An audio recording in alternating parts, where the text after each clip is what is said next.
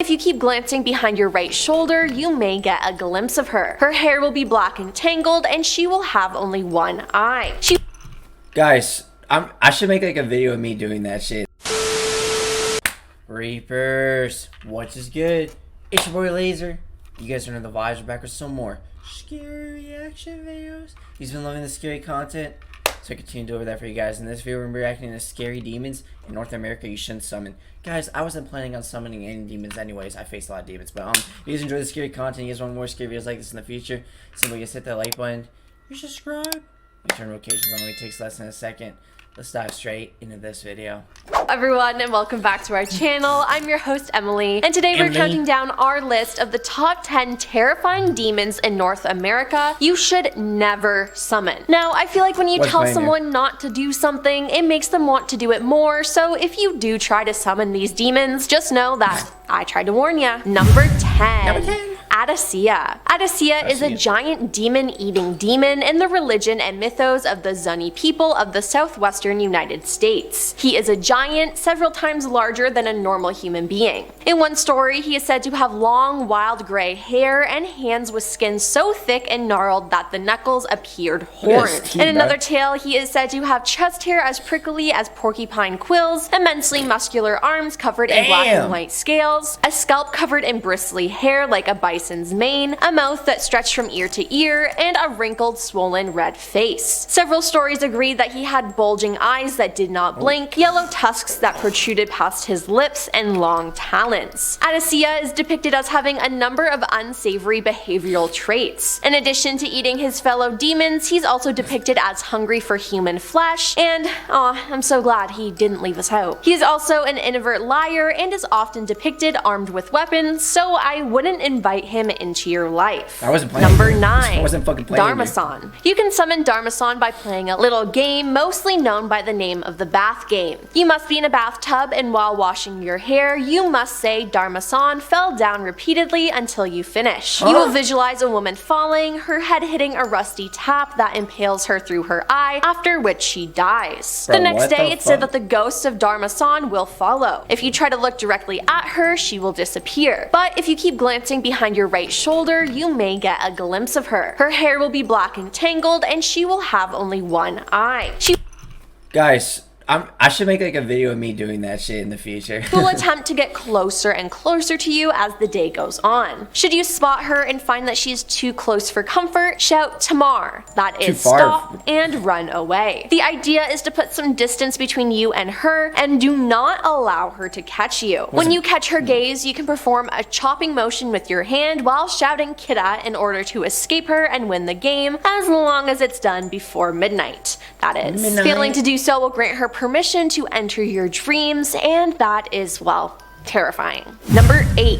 Flying heads. Flying heads are described as being ravenous spirits that are cursed with an insatiable hunger. They are generally described as resembling a human head with long dark hair, terrible eyes, and a large mouth filled with razor-sharp fangs. In some versions, the flying head has a pair of bat wings jutting from each side of its cheek and bird-like talons. In all instances, they're described as being larger in size than that of the tallest man and possessing a hide that no weapon can penetrate. According to native folklore, during an especially severe winter prior to European arrival, an unknown tribe in New York State was suffering a famine. The young men wished to move the tribe across the Great Lake to seek new opportunities, whilst the older men, believing the famine was a punishment for their crimes by the spirits, desired to stay and endure. Enraged by the old men's stubbornness, the young men ended their lives, decapitating the bodies and dropping their heads into the lake. However, one of the young men involved in the deaths became entangled in the pile of heads, falling into the lake and drowning. Then, after destroying those responsible for the deaths, the flying head began terrorizing other tribes. Number 7. Elevator Lady. You can summon the Elevator Lady by playing the elevator games. Oh, guys, I've seen,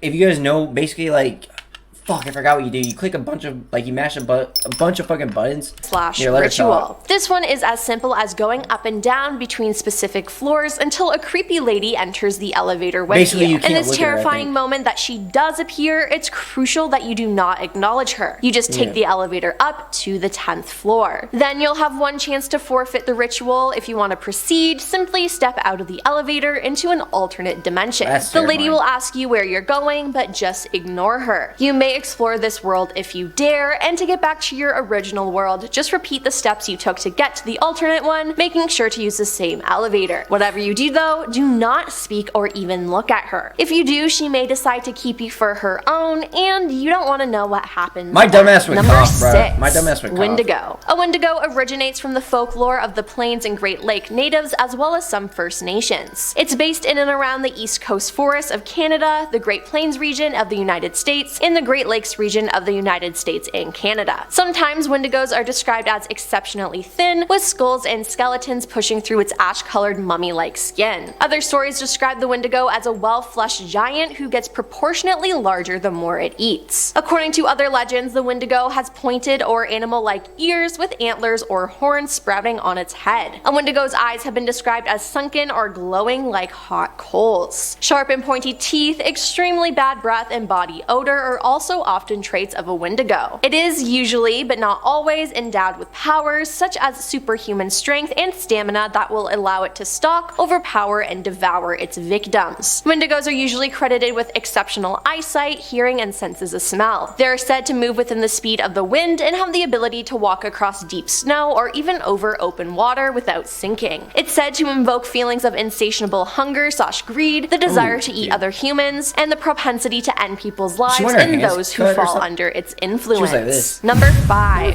Candyman. Having his life ended for simply loving a white woman, Daniel Robital had an unjust price for his death of having his hand cut off, being covered in honey, and having a hive set upon him, and then finally being set on fire after his torment was done. He was then summoned as an urban legend, taking on the form of pure malice, his name to become infamous in the town, killing any and all who invoke his name. According to this legend, if you look into a mirror and chant the name Candyman 5 times, he will appear behind you and kill you with his hook. For you see, the Candyman is a vicious killer with a bloody hook for a hand. He appears in the mirror covered in blood and bees and has nothing but death on his mind. If you summon him, you're just asking for a death sentence, okay? Just kill me. Please do it. Don't do it. Please kill Number me. 4. Please kill me. Paimon. If you've heard the name Paimon before, it's probably because this is the demon in Ari Aster's film Hereditary, but it's actually a real demon. Paimon is a spirit named in the early grimoires. Though there's some variation in his appearance, his grandeur is mentioned in all accounts. Paimon wears a woman's face but a man's form, regaled with fine jewelry and a golden crown. His voice is so unnaturally loud and authoritative that it hurts anyone who listens. To merely understand the demon, you must request he lower his voice. Preceding him is a host of spirits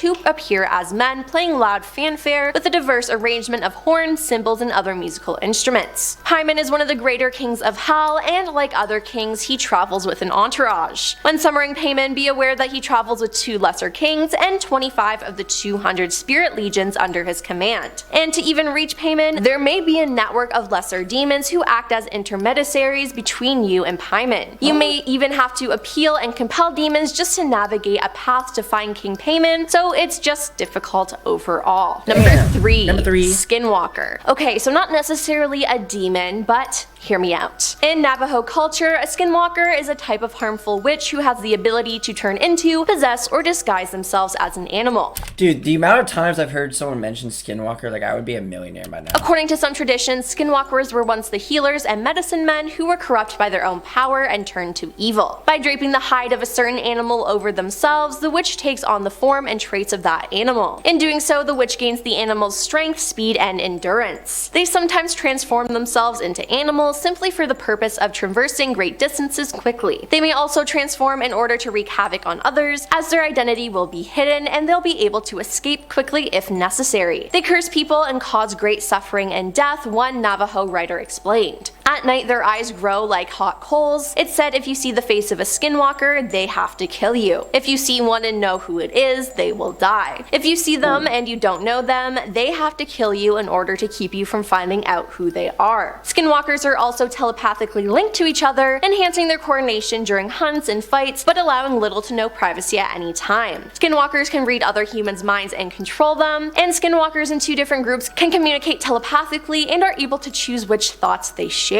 They can also copy animal or human voices to lure victims to them to feed on. They generally copy the sound of a human that is in need of help, so don't get tricked. Number two, the Midnight Man. I'm not gonna lie, this is a cool sounding name, but whatever you do, don't summon him. I mean, can you think of a better way to spend an evening than inviting a ghostly spirit into your home and having him chase you around in the darkness for over 3 hours while you avoid him? Yeah.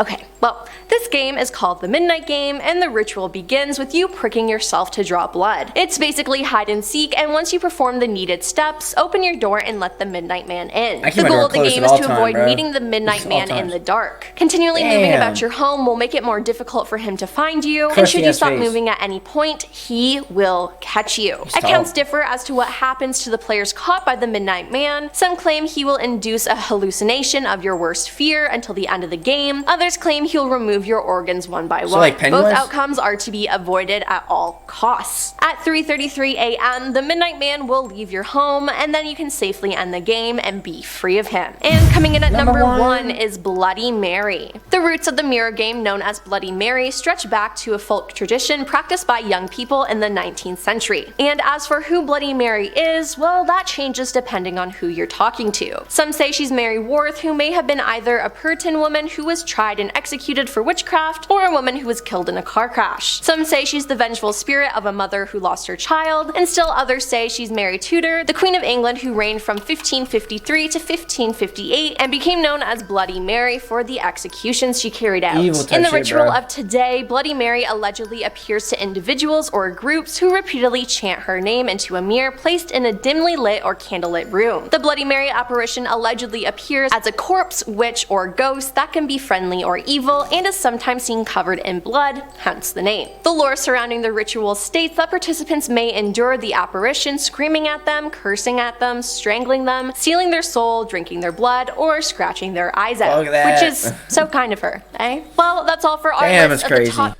Well guys, that's it for this video. I hope you guys enjoyed it. Guys, which one scared you the most? Personally, that elevator lady, guys, that shit is no joke. Like, I should probably try that in the future. Nah, I'm just playing. But if you guys enjoy the scary content, you guys want more scaries like this in the future, you guys are going to do, and I will see you in the next video. Peace!